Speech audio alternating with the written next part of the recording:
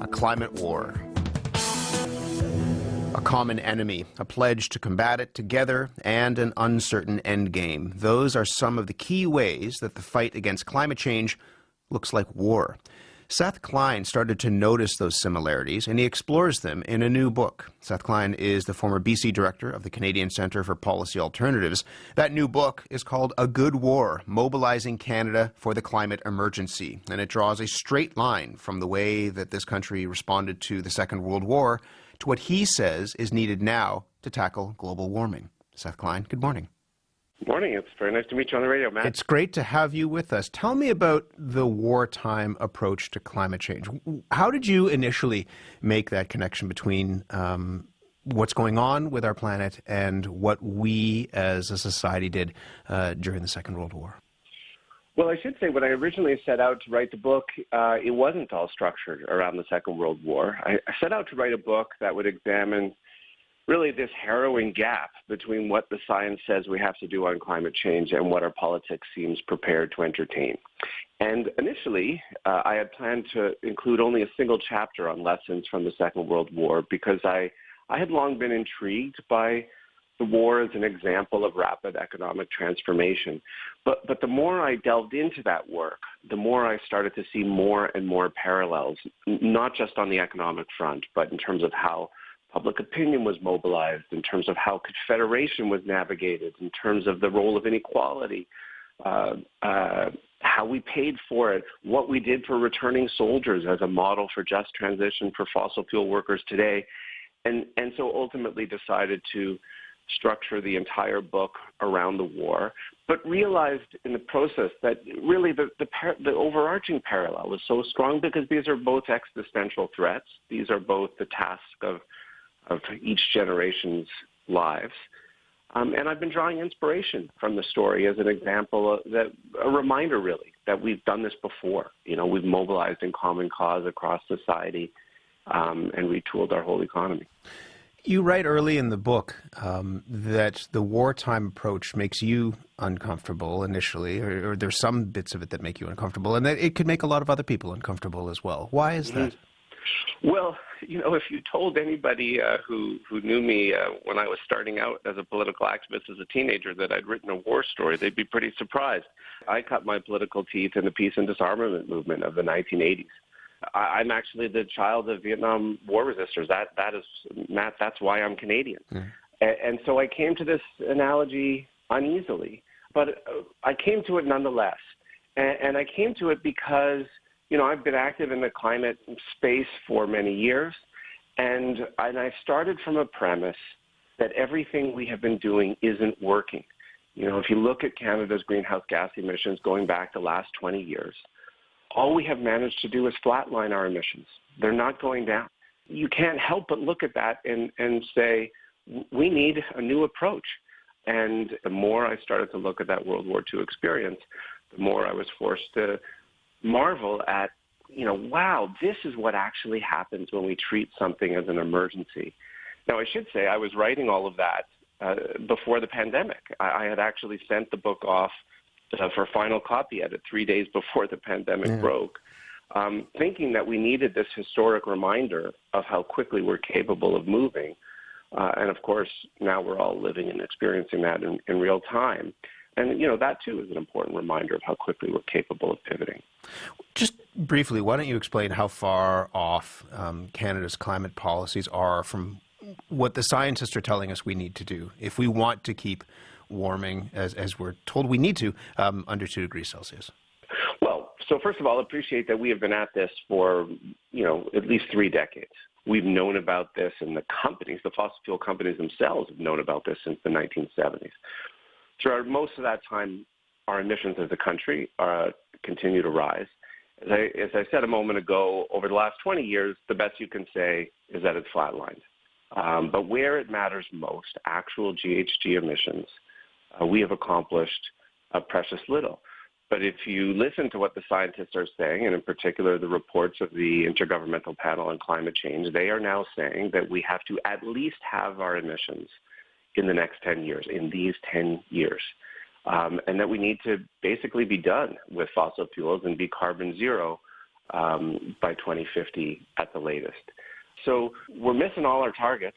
And as I say, we need an entirely new approach if we're going to accomplish what we need to at the speed and scale required. How do you explain the gap between what scientists are calling for and what governments are actually doing? I think there's a number of reasons. I mean, first of all, the curse of climate, if you will, relative to COVID and relative to the war is that it moves in slower motion. And that allows, I think, our political leaders to kick the can down the road. Second, I think our political leaders actually falsely assume that the public isn't ready for truly bold action. And I think they're wrong in that. And I actually commissioned some original polling from Abacus Data as part of the book research to test that proposition and really found a public that was ahead of our politics when it comes to its readiness for action. I also think at an important level, our politicians are captured by the fossil fuel industry. They're also captured by neoliberal thinking, really. That's restrained, kind of served as a straitjacket around what we actually have to do. Like, why isn't the government spending what needs to be spent? Why aren't they creating new economic institutions? Why aren't they using the regulatory power of the state to actually get us there? And I think it's because they accept a bunch of false assumptions about what is and isn't allowed. Again, ideas that have been jettisoned during COVID, but they remain very resistant in the face of climate. And mostly our politicians, but also much of the public, has fallen prey to what I call the new climate denialism, which is different from the traditional climate denialism of, Donald Trump or Maxime Bernier just denying it. The new climate denialism is when our leaders say that they get the climate crisis, but then they don't practice a politics that aligns with what the science says we have to do. And that is really the phony war period in which we currently live. And as we experienced at the beginning of the Second World War, and it didn't last then, and I don't think it's going to last now. You quote Joyce Murray, who is a Liberal cabinet minister and a longtime environmental advocate. And she says, these are her words, "I think that to try to move too fast without bringing people along is to lose."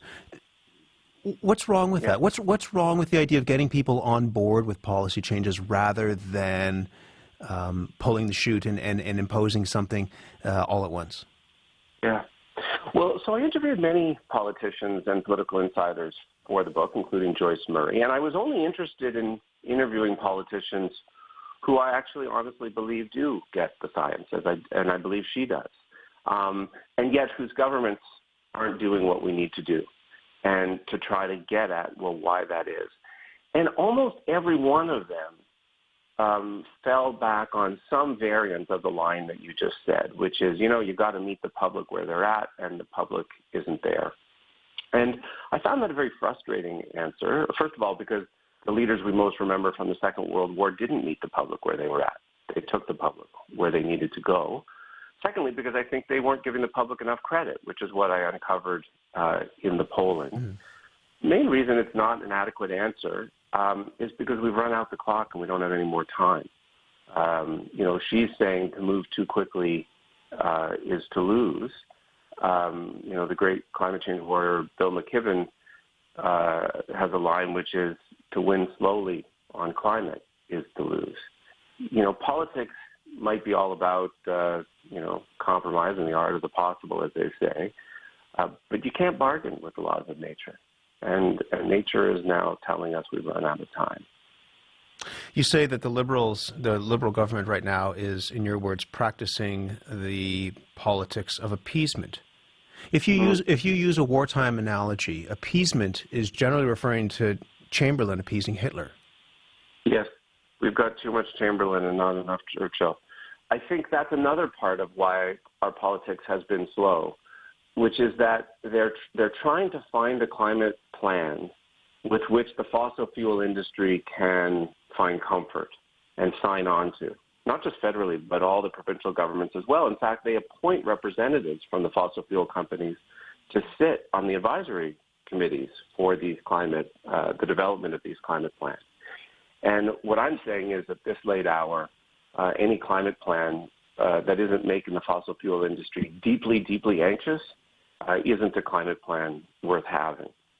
But what we're getting is the politics of appeasement, and we're getting the new climate denialism, and it manifests in these very contradictory messages, where the Trudeau government will say, as they did the summer before last, they'll pass a climate emergency motion in the House of Commons one day and then reapprove the Trans Mountain Pipeline expansion the very next day.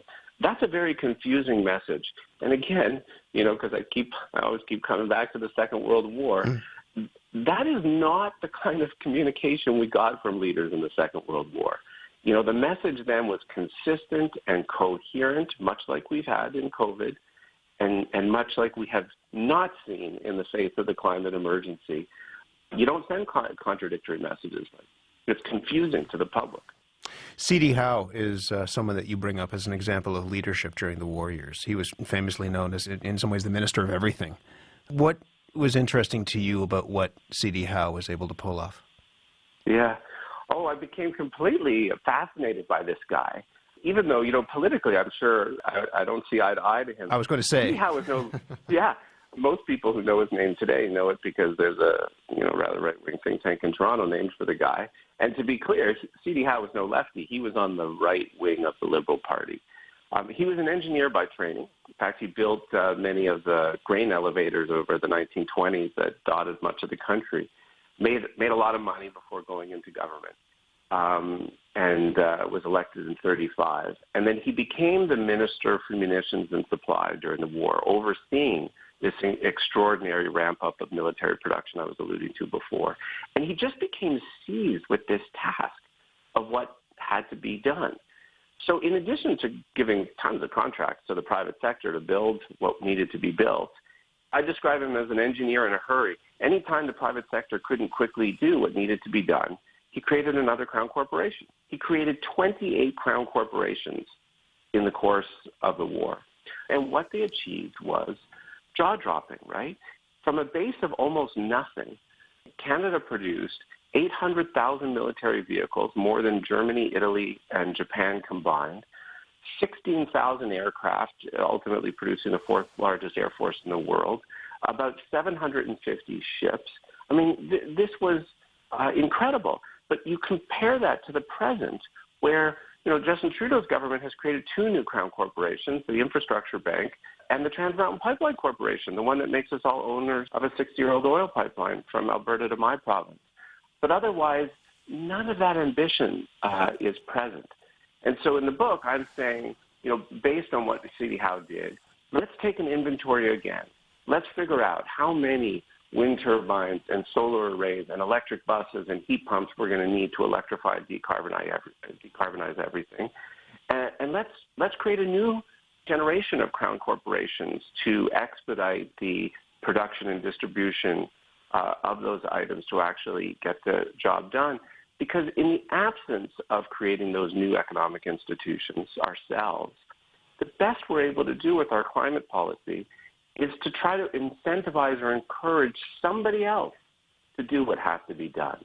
And really that is why the best we have managed to do so far is flatline our emissions. And so is that what you mean when you say if we were to go onto a war footing, that those are some of the specific things that you think the government could achieve and that we as a nation could achieve if we shift in some ways how we approach this fight? Yes. Well, so when I'm asked, how do you know when a government has actually shifted into that emergency mode? To me, there's really four markers of when you know. The first is you spend what it takes to win. That's what C.D. Howe famously said in the war when he was pressed about how much money was being spent. He said, if we lose the war, nothing will matter. And in COVID, we've been spending what we have to spend. But in climate, we are spending nothing close to what we need to be spending, and not by a little, but by an order of magnitude. So number one, you spend what it takes to win. Number two, you create new economic institutions to get the job done, like we've just been talking about. Number three, you shift from voluntary measures to mandatory measures. So instead of just trying to incentivize change, you actually require it. And so we would do things like, say, by 2025, the sale of new fossil fuel vehicles will be banned. By next year, all new buildings won't be able to tie into natural gas for space and water heating. But the fourth marker, is that you tell the truth.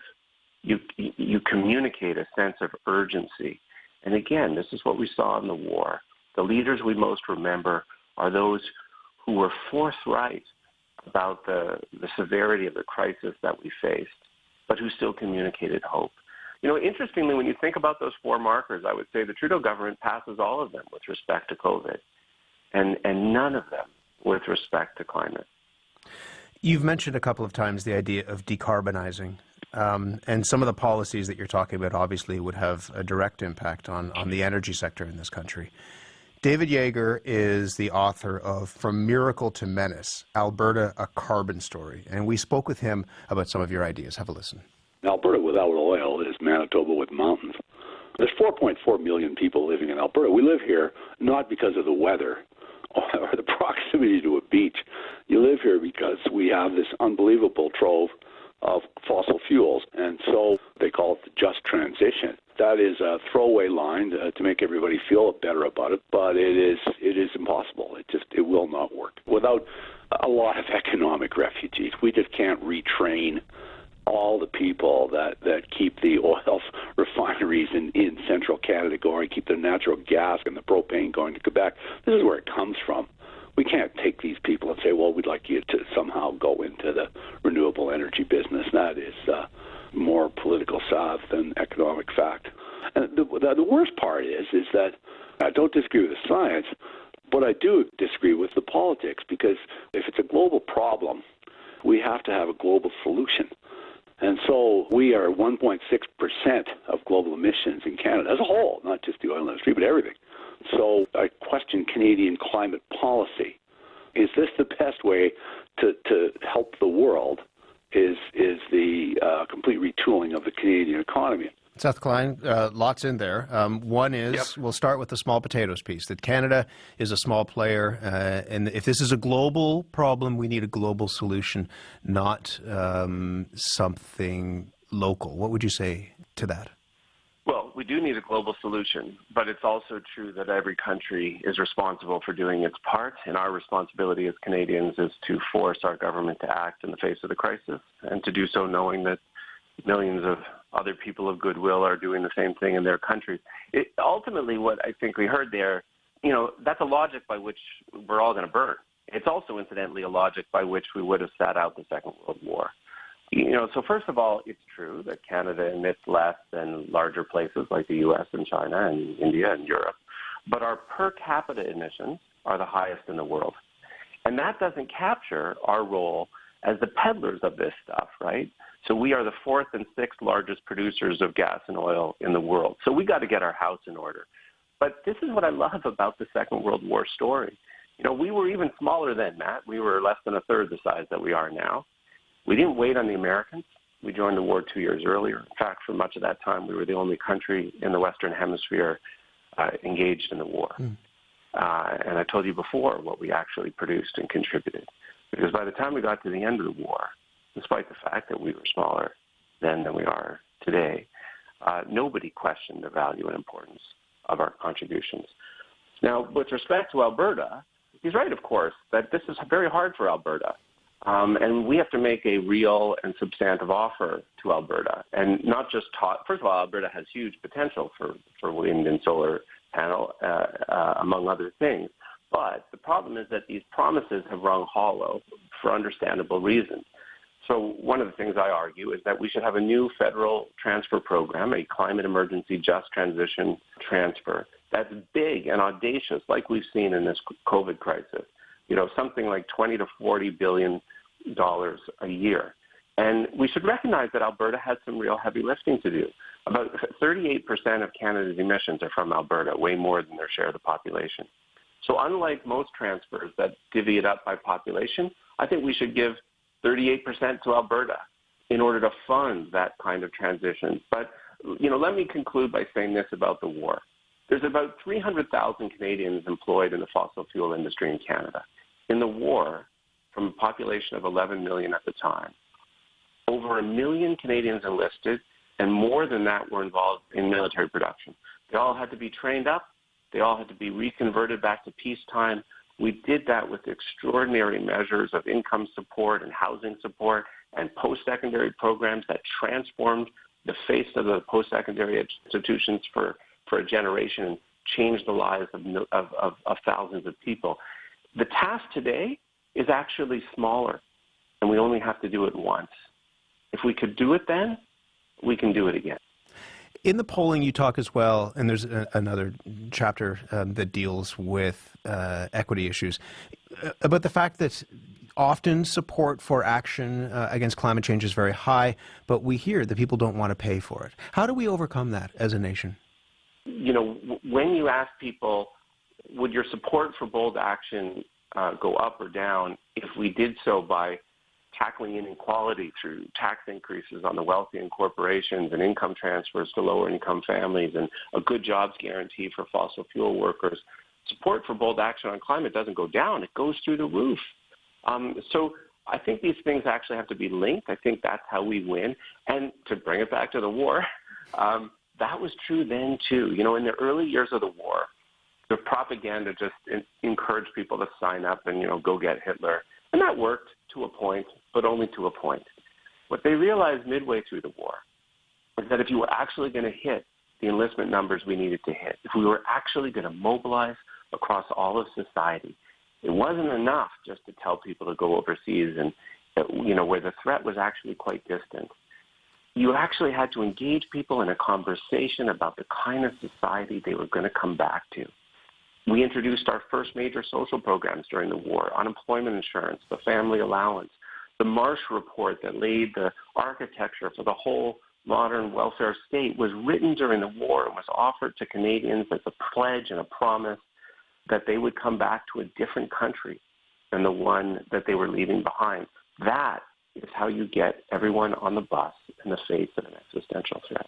Just finally, what is it that gives you any sense of optimism that, given, you know, the concerns that people will inevitably raise, people in politics, people with power will inevitably raise about some of the drastic changes that you say need to be taken, what gives you the optimism that that can be defeated, that you can rally the troops, if I can put it that way, and fight in the way that you say needs to be fought?